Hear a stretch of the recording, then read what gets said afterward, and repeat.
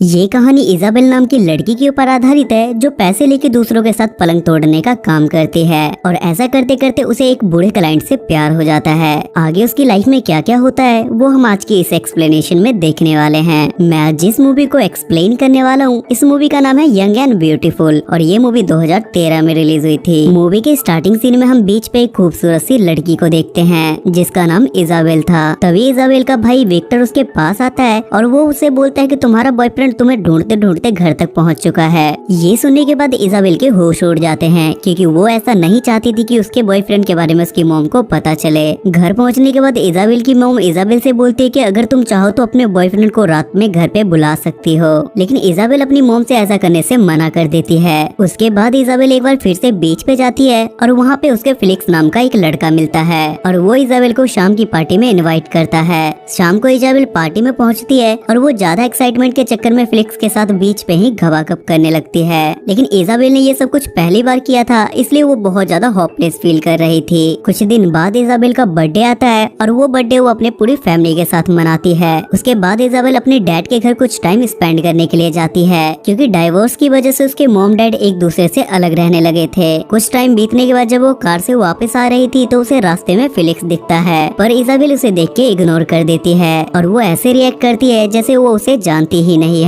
तभी scene shift होता है और हम कुछ समय बाद का सीन देखते हैं और अब इजाबेल पूरी यंग हो चुकी थी। तभी हम इजाबेल को एक होटल रूम में जाते हुए देखते हैं जहां वो एक बूढ़े आदमी जॉर्ज से मिलती है। तभी दोनों को मिर्गी का दौरा पड़ता है और ये दोनों गवागप करना शुरू कर देते हैं। उसके बाद इजाबेल उस आदमी से पैसे लेती है और वहाँ से निकल जाती है। तब हमें यहाँ पता चलता है कि इजाबेल ने अब धंधा करना स्टार्ट कर दिया है और वो लोगों से पैसे लेके उनके साथ सोने का काम शुरू कर चुकी है और इसके बारे में इजाबेल के अलावा किसी को कुछ भी नहीं पता था। फ्री टाइम में इजाबेल वेबसाइट पे जाके ये चेक करती कि आज उसे सर्विस कहाँ देनी है। एक दिन इजाबेल अपने क्लाइंट के साथ गवागप कर रही थी और जब वो पैसे मांगती है तो वो क्लाइंट उसे पैसे देने से मना कर देता है और वो इजाबेल को धमकी देता है कि अगर तुमने ज्यादा चापलूसी की तो मैं तुम्हारी माँ को तुम्हारी सारी सच्चाई के बारे में बता दूंगा। ये सुनने के बाद इजाबेल काफी ज्यादा उदास हो जाती है और वो अपना मन हल्का करने के लिए अपनी मॉम के साथ मूवी देखने थिएटर में जाती है। तभी इजाबेल को हॉल में वही बूढ़ा जॉर्ज दिखता है जिसके साथ उसने पलंग तोड़ा था और वो उसकी तरफ अट्रैक्ट होने लगती है।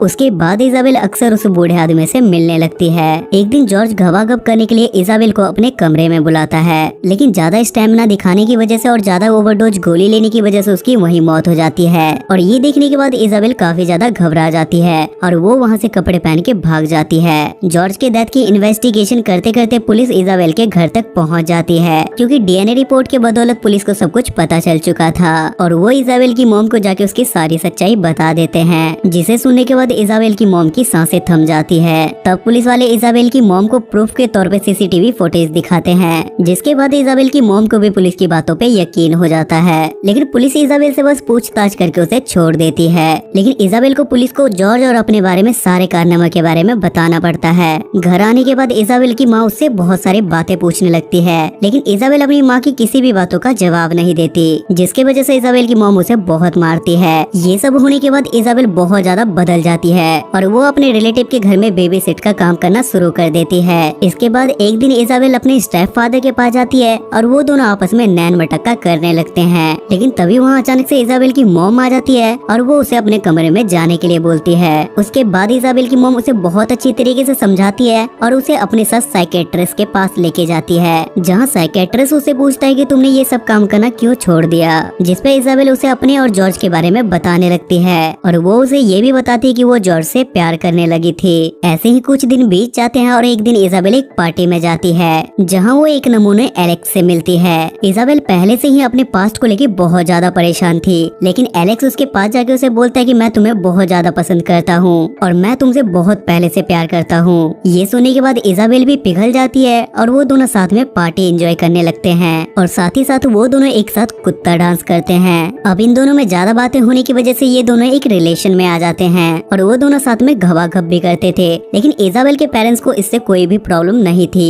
क्योंकि इजाबेल की फैमिली भी एलेक्स को पसंद करती थी। लेकिन कुछ टाइम बाद एलेक्स भी इजाबेल के लिए फीका पड़ जाता है और इजाबेल उससे भी ब्रेकअप कर लेती है क्योंकि इजाबेल को फिर से गवागप करके पैसे कमाने थे। अपना पुराना काम शुरू करने के लिए इजाबेल फिर से अपना पुराना फोन चालू करती है जिसमें उसे कस्टमर के बहुत सारे मेल आए हुए थे। बहुत सारे मेल में जॉर्ज की वाइफ का भी मेल था जो इजाबेल को मिलने के लिए उसी होटल में बुलाती है जहाँ वो जॉर्ज के साथ घबाघब किया करती थी। उसके बाद किसी तरह इजाबेल उस होटल में पहुँचती है और वो जॉर्ज की वाइफ से माफी मांगती है। तब जॉर्ज की वाइफ इजाबेल से बोलती है कि दरअसल जॉर्ज एक बहुत अच्छा आदमी था और मुझे इस बात की खुशी है कि उसने तुमसे प्यार किया, और जब मैं जवान थी तो मैं भी बिल्कुल तुम्हारी तरह सुंदर थी।